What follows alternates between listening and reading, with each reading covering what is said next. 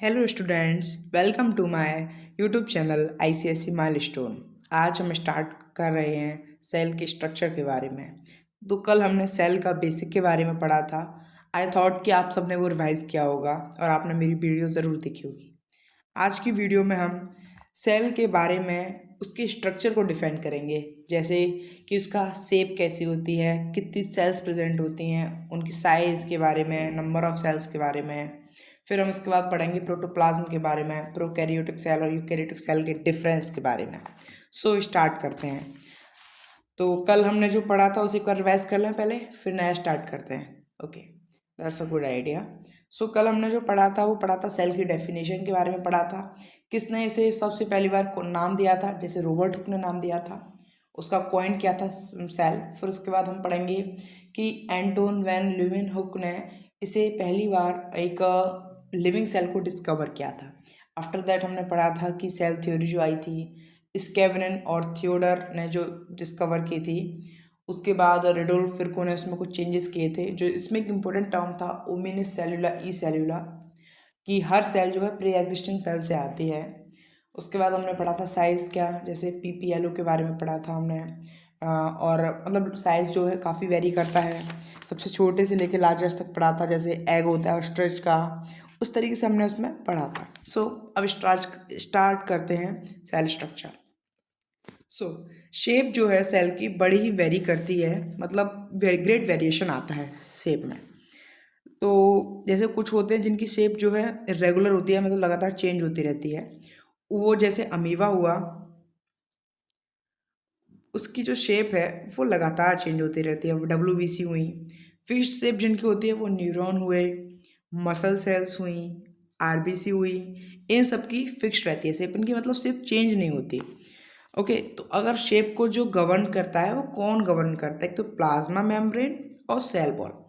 अब cell wall की बात करें, सेल वॉल इफ प्रेजेंट यहाँ लिखा है, तो सेल वॉल जो है एनिमल सेल में प्रेजेंट नहीं होती है, वो प्लांट सेल में ही प्रेजेंट होती है।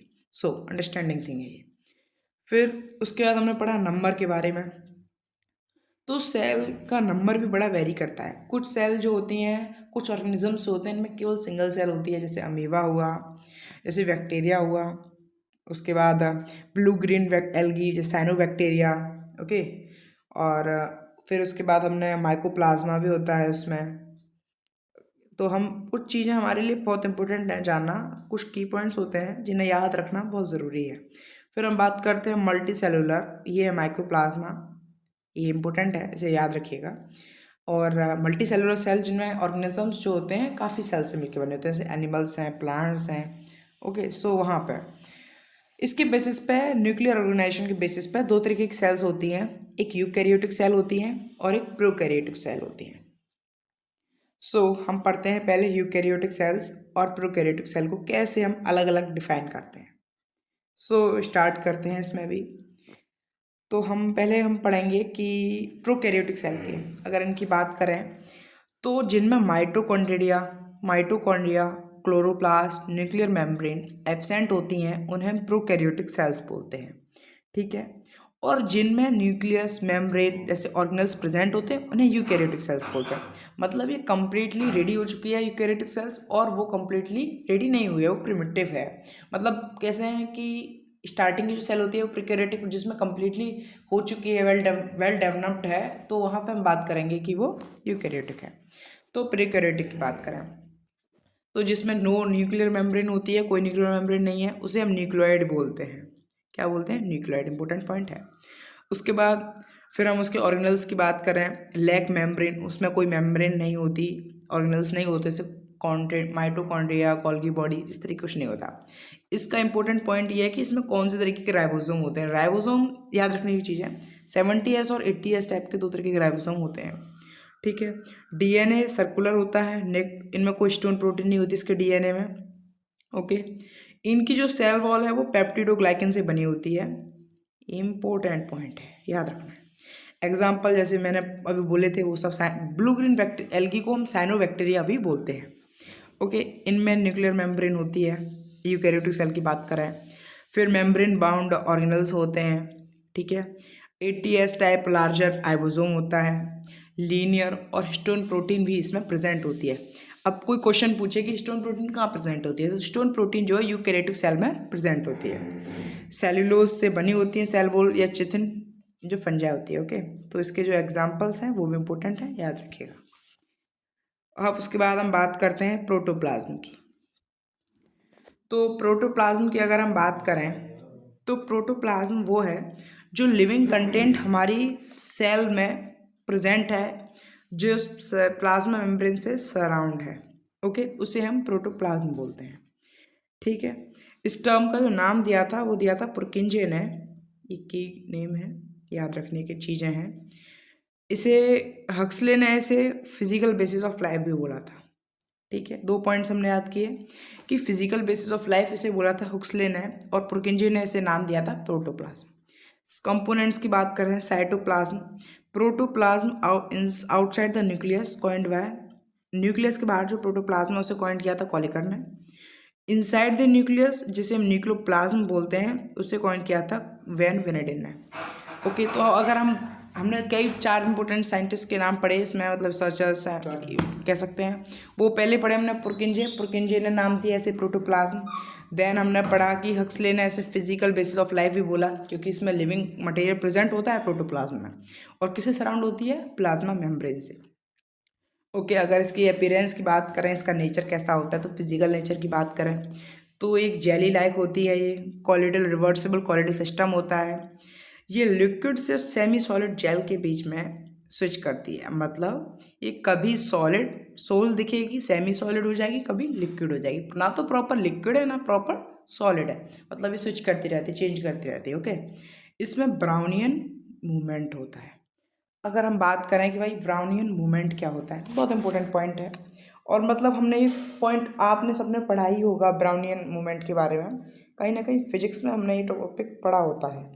सो उसके बाद हमने पढ़ा कि टेंडनल इफेक्ट जो लाइट स्कैटर करता है, और 2-3 चीज़ें हैं इसमें वो इम्पोर्टेंट है जानना। तो ब्राउनियन मोशन की अगर हम बात करें तो जैसे मूवमेंट होता है ना माइक्रोस्कोपिक पार्टिकल्स का, वो कांस्टेंट कॉलिजन को वो करता है, कांस्टेंट कॉलिजन होता है जब पार्टिकल्स मूव करते हैं, तो उसे हम ब्राउनियन मोशन बोलते हैं। ओके, उसके बाद केमिकल नेचर इसका होता है, तो मेजर एलिमेंट्स इसमें ये प्रेजेंट होते हैं, जैसे ऑक्सीजन हुआ, कार्बन हुआ, हाइड्रोजन हुआ, नाइट्रोजन हुआ। कम मात्रा में जो एलिमेंट्स प्रोड्यूस होते हैं ट्रेस एलिमेंट्स, जैसे कैल्शियम हुआ, पोटेशियम, आयरन, आयोडीन एक्सेट्रा।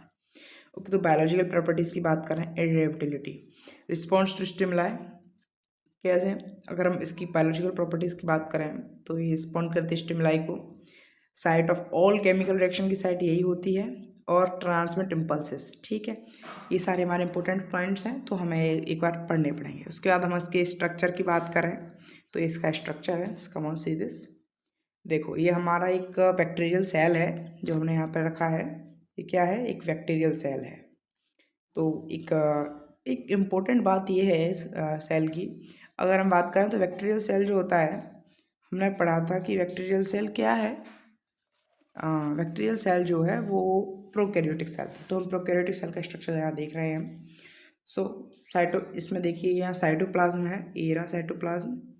उसके बाद हम बात करें, ये न्यूक्लियड है। न्यूक्लियड के बारे में हमने क्या पढ़ा था अभी, देखिए एक सेकेंड, न्यूक्लियड के बारे में हमने कुछ पॉइंट्स पढ़े थे, यहाँ आपको याद होंगे शायद, जिसमें कोई न्यूक्लियर मेम्ब्रेन नहीं होती, इस वजह से हम वहाँ पर उसे न्यूक्लियोइड बोलते हैं। ठीक है, सो हमने न्यूक्लियड के बारे में ये सब पढ़ा था। उसके बाद ये जो है साइटोप्लाज्मिक मेम्ब्रेन, एक मेम्ब्रेन होती है, प्रेजेंट होती है उसमें साइटोप्लाज्मिक मेम्ब्रेन, बाहर की मेम्ब्रेन होती है। सबसे बाहर की जो लेयर होती है स्लाइम लेयर बोलते हैं। ये जो इसमें से जो इस ना धागे से जो निकल रहे हैं, हम इसे कह सकते हैं ये फाइबर्स से होते हैं, इन्हें पिली पाइली बोलते हैं। राइबोसोम इसमें कौन सा होता है, इसमें 70S होता है। ओके, पेरिप्लाज्मिक स्पेस होता है, मीजोजोम, कैप्सूल वॉल, ये सब सेल वॉल ये प्रेजेंट होते हैं। ओके, तो आज के इसमें हमने काफ़ी सारे पॉइंट्स पढ़े। हमने सबसे पहले इसमें कई सारी चीज़ें समझी, वो हमने पहले सबसे इम्पोर्टेंट बात हमने समझी कि ये जो है, सबसे पहला हमने समझा कि शेप कैसी होती है, साइज़ कितनी वेरी करते हैं उसमें। ओके, उसके बाद नंबर ऑफ कितने प्रेजेंट होते हैं, उसके बाद प्रोकैरियोटिक यूकैरियोटिक के डिफरेंस समझा, फिर हमने उसके बाद प्रोटोप्लाज्म के बारे में समझा, एंड लास्ट में बैक्टीरियल सेल का, प्रोकैरियोटिक सेल का एक क्या समझा, उसका एक डिफरेंशिएशन डायग्राम समझ लिया। ओके, सो अगर आपको वीडियो हेल्पफुल लगे तो लाइक करें, शेयर करें और चैनल को सब्सक्राइब ज़रूर करें। Thank you students.